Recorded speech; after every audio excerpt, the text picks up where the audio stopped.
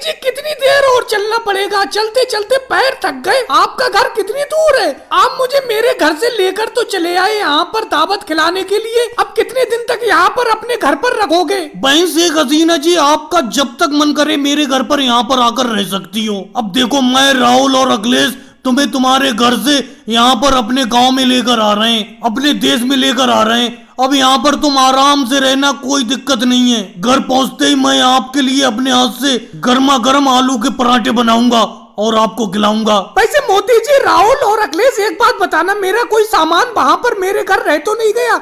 सारा का सारा सामान तुम्हारे हाथ में है? शेख हसीना जी, आपने जो जो सामान दिया था, सारा का सारा सामान हम अपने साथ लेकर आ रहे हैं आपके साथ। आप कुछ दिन मोदी जी के घर पर रहिए, उसके बाद जब आपका मन करे तो मेरे घर पर आ जाइए। हमारे यहाँ, हमारे देश में आप निश्चिंत होकर रहिए, आपको कोई भी चिंता करने की जरूरत नहीं है। बारी बारी से आप हमारे घर पर रह सकती हैं।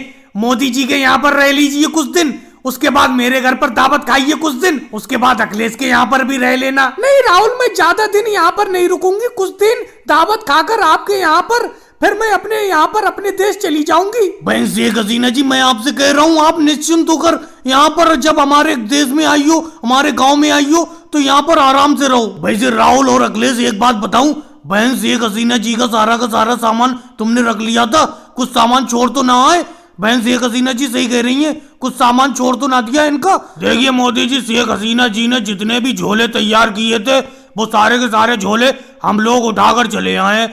वैसे मेरे हिसाब से कोई सामान रह तो नहीं गया होगा शेख हसीना जी का उनके घर पर। वैसे शेख हसीना जी, आप कह रही हो जल्दी चली जाओगी वापस, सामान तो बहुत सारा लेकर आई हो अपने घर से। एक झोला मेरे पास है, 3 झोले राहुल के पास है, एक बैग मोदी जी भी ला रहे हैं और एक बैग आपके भी पास है। अखिलेश, एक बात सुनो, जब मोदी जी, राहुल जी और आप मुझे मेरे देश से अपने देश दावत खिलाने के लिए लाए हो, तो मैं सोच रही हूँ क्यों ना यहाँ भारत में बहुत लंबे टाइम तक रुका